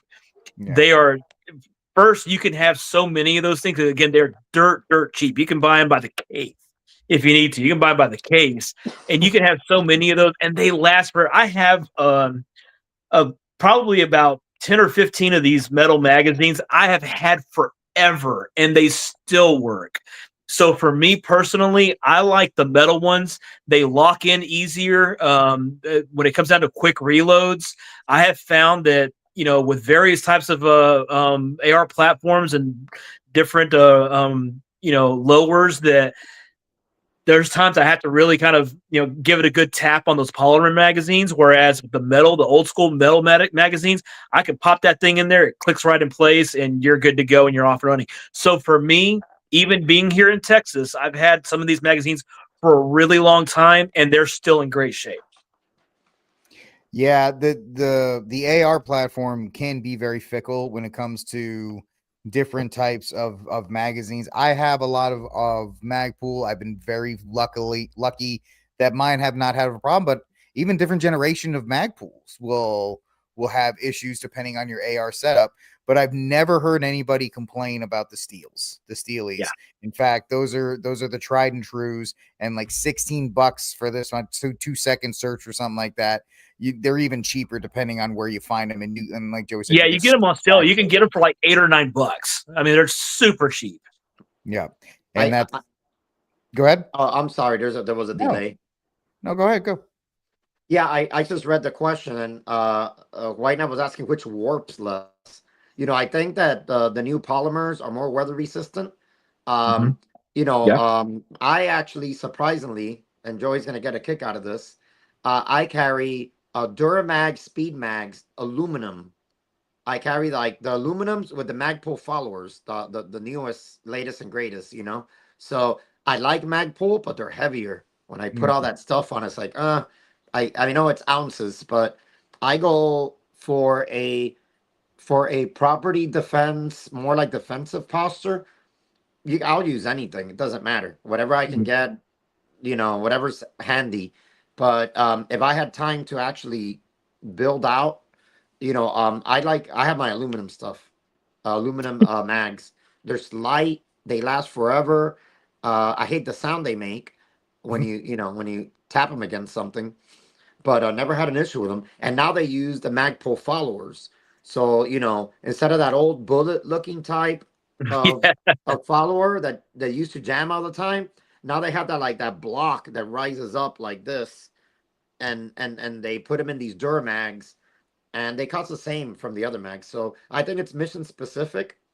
I think that, you can't go wrong either way, but if you're worried about the weather affecting a magazine, I don't know where you're at. I mean, I don't know if you're in Ukraine or something right now, but in a foxhole somewhere in the front lines. But I mean, I think that Magpul is well renowned and well known. Yeah. And I mean, and Duramag, those speed mags I use are amazing. They use them for competitions, and they're bulletproof. They, no pun intended, but they run great. Warping is not as much of an issue on the newer stuff and plus I being in Texas, I've accidentally left magazines in my truck for a while, and I haven't noticed anything really, any kind of real warping on anything like that. So yeah, same here. I've had magazines that have been out to some pretty extreme heat, and even like you go out to the hill country, it'd be super hot and super cold. Yeah. And I've never had really big issues with them as far as like durability, or cracking or warping. Polymer technology has come so far, from the decades preceding us, that they are generally very reliable. But again, when you buy your AR, buy a few different types of mags and see what's going to work best for you, because one might feed well, the other one might not feed at all. So yeah, that's really a good question on that. And he says it's the last question, I swear. What brand of portable water purifier would you recommend for a backpack, if possible, under $200? I was typing it into the chat right now. what I recommend, but while you're typing, I might be stealing Joey's, but the life straws are. That's the one. You buy 4 or 5 of those and throw them in your bag, and you should be in pretty good shape. Yeah, we use life straws all the time, and Sawyer, it's a pretty well-known brand, and they're reusable. They're you can actually you attach it to the top of a water bottle, or they bring these bladders. You just you scoop up the bladder, you put the filter there, and then you squeeze out the water into where you're going to drink. And then when you're ready to reuse it, I mean, whenever it starts clogging up, you grab a syringe it brings and you backwash it. And it has like 10,000 gallons of use. I carry one of those in my pack, and backpacking for 2 years with it, and haven't had to replace it.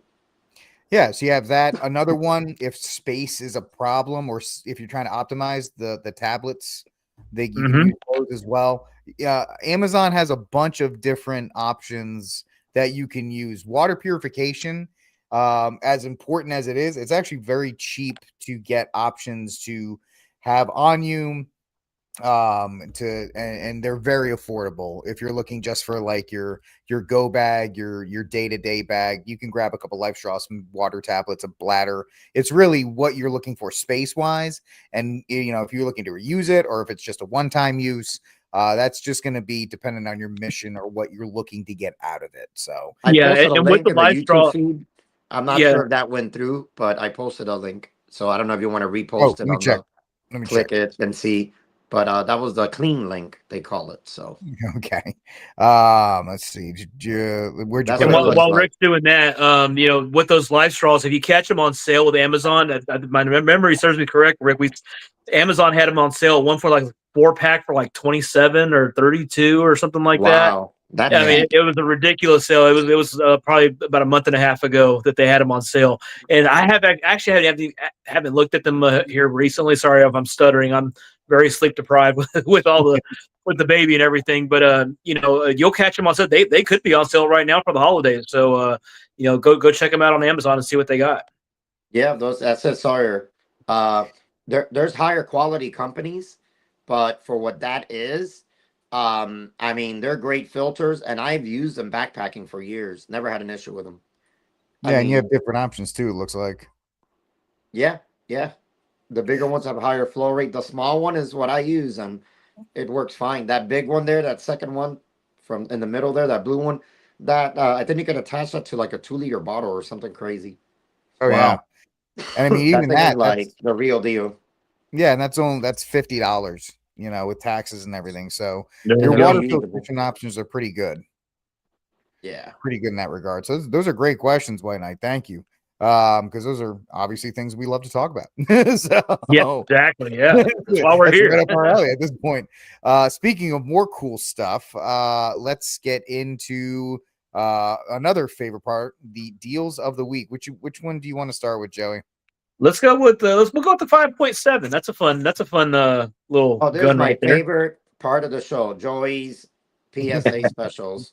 The week is not complete. The week is not complete without it. Yes, It really isn't. It really isn't. So from Palmetto State Armory, the 5.7.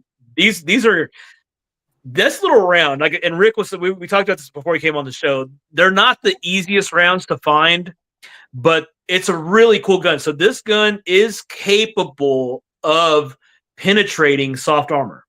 Mm-hmm. It can get through soft armor, and the reason being is because when you look at 9mm, you're looking at about 950 to 1400 feet per second as far as velocity, muzzle velocity.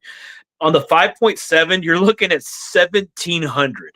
It is a screaming round, and the reason being is because it's the grain, the grain of the projectile is like 27 grains. This is a small round, so it is screaming. And what I like about this also is that because it's such a small round, if you get a chance, go out there and go look at a 5.7 round compared to a 9mm, it's going to blow your mind how small these rounds are. And because it's so small, this particular one can carry 23 plus 1. Yep. 23 plus 1. Great. It's a very flat shooting round. It's a great projectile. It's gaining in popularity. You're starting to see more. I noticed the Smith & Wesson FPC. They've come out with a folding 5.7, Yep. and we'll get to that FPC here in a minute. That's one of my favorites coming up here in just a little bit. I'll save that one for last, Rick. But yeah, the 5.7 is it's a kind of an up and coming platform, and I hope that it becomes more popular because again, in a situation where you need something flat and you need to maybe pierce the body armor, you might have something to work with here. I really like the 5.7 as a round for people who are recoil sensitive. Yes, it is a great round, and the problem is it's just the ammo is so expensive compared to 9 or even 3.8 or any of these others. That's why a lot of people, the joke is, if I have a 5.7 and I get held up, I'm just going to give you my wallet instead of shooting it because it's cheaper for you just to give me my wallet than actually use it. And I hope, like what Joey says, I hope that we get to a point where that is not the case anymore. So I'm hoping that more. Ruger has one, Smith & Wesson has one, PSA has one, obviously FN has one. If more manufacturers continue to make it, I'm hoping that somebody will say, all right, we'll just start producing this more to make it more available and more affordable. So that's a great deal. If I've worked at a range where a guy bought one. He swears by it. He says the trigger's a little heavy at first, but after a couple hundred rounds, it breaks in pretty nicely. So there's that one. What we have? Then we're gonna go to the Savage Mark II. Nice. All right, here we go. I gotta pull up everyone individually tonight because StreamYard is stupid. Here we go. Also from PSA, Savage Mark II. Man, Savage Mark II, great rifle. Savage makes a really good rifle. What I like about this one, it's a 16.5-inch barrel, so you don't have a real long barrel to work with on this deal. It is 22. It's 22 long, 22 LR. The barrel is fluted and it's threaded. So if you're not a very gun knowledgeable person, having a threaded barrel on a 22, I mean, the noise that it makes, you're getting more noise out of the actual the carrier coming back clacking. Like, you're going to get more noise out of that than you are out of the actual round being fired itself. And then if you run subsonic, I mean, it is just deadly quiet. So, and again, the 22 is a great survival rifle. I mean, if you're out somewhere and you need to hunt some squirrels or something, you need to be discreet. Hey, you got a 22 with a can on it. I mean, you could really go out there and do some damage with those things. And again, in a tactical role, hey, it's doable. It's doable. I mean, we're seeing there's a range actually out here in Dallas where they have a dedicated day where they bring out 22 long rifles and they shoot them out to just ridiculous distances. And so don't sleep on the 22. The 22 is a great multifunctional rifle that you can use. And believe me, in a societal meltdown, you could it's not legal to kill a deer with them, but hey, if things ever go bad, you can most definitely take down a deer with a 22 with a headshot. So the 22 gets slept on because it's the tiniest round, but it is the lightest round and it's the cheapest round right now to stack multiple, thousands of pounds of having. I got so many 22s. I mean, and it functions in both. It can function. It can flex out in a need base to self-defense, but it can also be small game in that case. So everybody should have, and I don't have one. Everybody should have a 22 rifle. And 22 rifle. The Savage one is fantastic. Savage always makes great rifles. I actually do have a Savage 308 right there. Savage makes excellent rifles. This is a heck of a deal. Under $300. I would jump on that in a heartbeat. I have one more for myself. I have one that I showed my guys here before, but I highly recommend this. Speaking of ammo and deals and things like that, Barelli.com, 115 grain blowout sale right now they're having during this week. And let me give you an example of this, ladies and gentlemen. If you were to look at 115 jacketed hollow point, Defense Dynamics, Fiocchi Defense Dynamics, you're reading that right. That's $299 for 1,000 rounds. Woo! Right now. You could get if you're looking to stack up on 9mm, 115 this is jacketed hollow point, 115 grain, 1,000 rounds with free shipping, $299. So if you're looking, this is the kind of, like, Joey's not lying. This is the kind of blowout nonsense that are happening. And if you're not a fan of the Defense Dynamics, there's also you all can make fun of me if you want. I'm a silver tip guy right now. You can get 200 rounds for $99. So it is legitimately a blowout sale at Bernelli's for 115 grain 9mm ammo. So if you have a 9 and you're looking to stack up some kind of hollow point, they have all these types of hollow points are available, and the shipping is free on all of them. So that's my absolute. If you can, check it out. They do not sponsor me. It'd be great if you did, but their free shipping is what really gets me with that. And you can grab, if you don't care what kind of hollow point you have, you can get 1,000 rounds free shipping to your house if you live in a free state. Well, forget the third deal of the day. I'm signing off right now to go buy me some ammo. No? All right. It looks like Angel. I'm not going to do that because my last one is a personal goal of mine, hopefully here in the next couple of weeks. So it's a Smith & Wesson M&P FPC. These guns are phenomenal. It's a folding gun. When it's extended, I want to say it's 23 inches and no, it's a little bit longer than that. I forget what it is. I think it's closer to 30 inches. When you fold it, it is 16.25 inches long. Yeah. You can stuff this in any size bag. If it's 16 inches wide, you could bury this in the bottom of it and put a bunch of stuff on it. Nobody is going to know that it's there.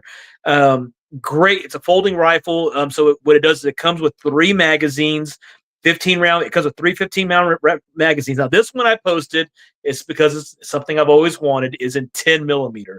It's available in 22. It's available in 9mm. I think it's available in 45.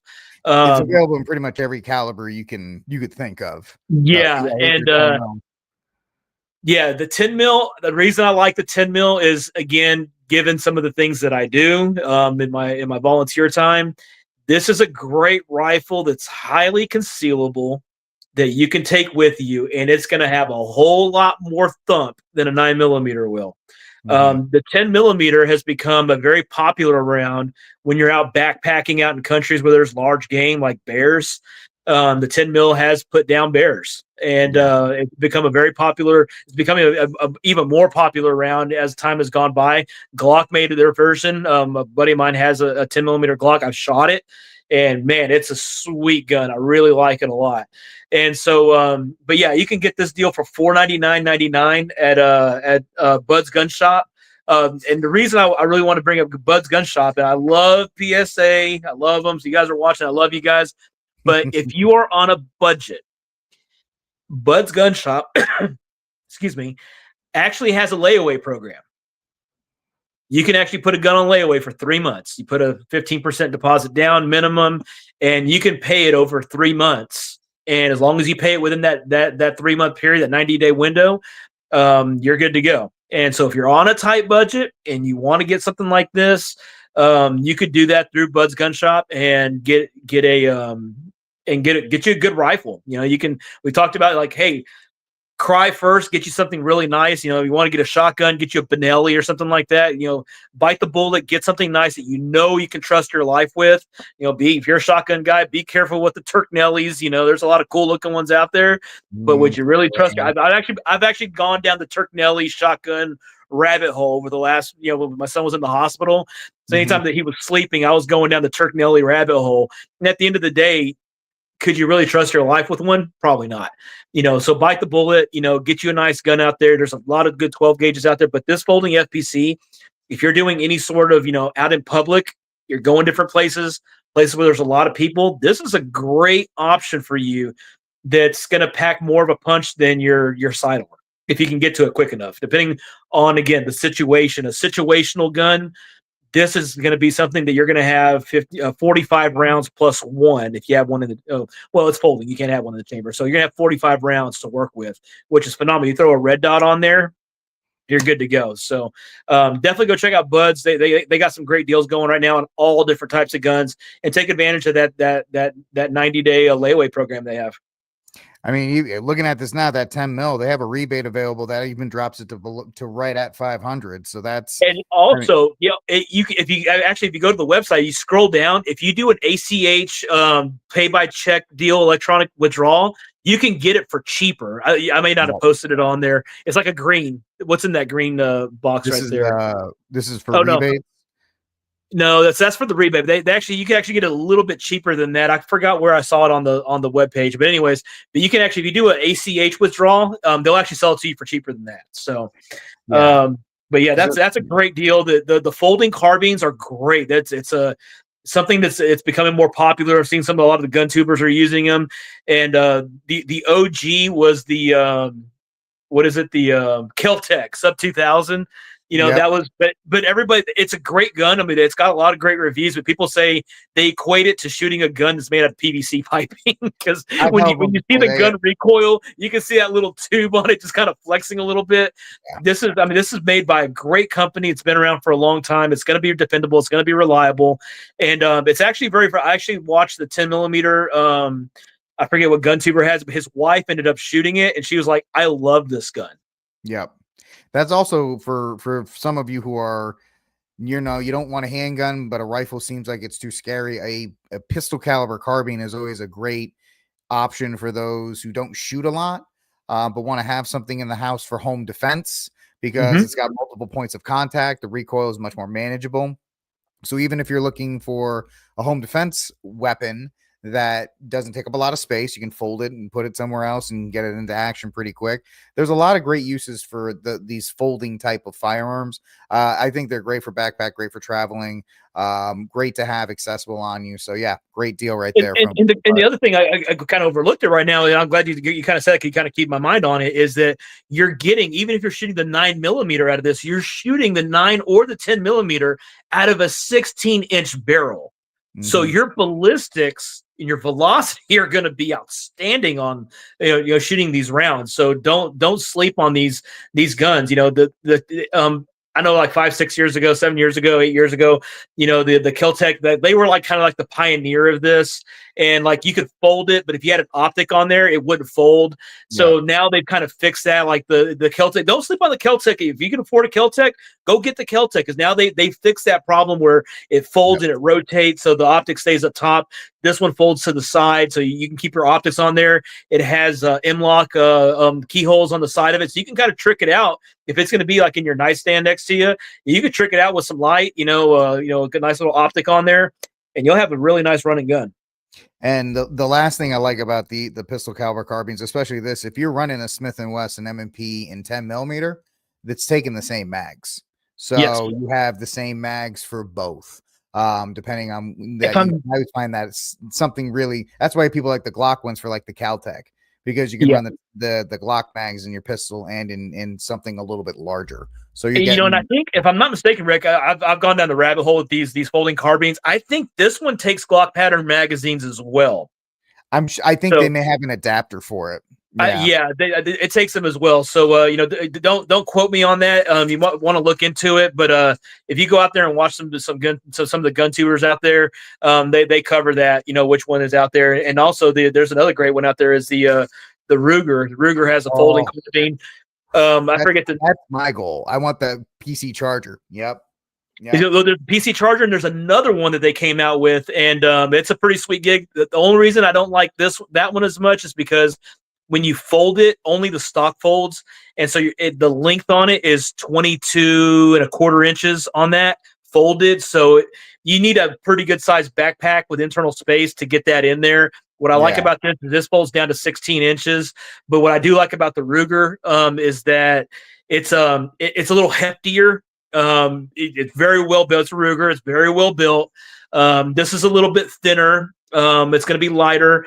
The Ruger it's a great gun. I would like to get the Ruger at some point too, but I really want a 10 millimeter for, again, some of the things that I do. I'd like to have something with some thump to it.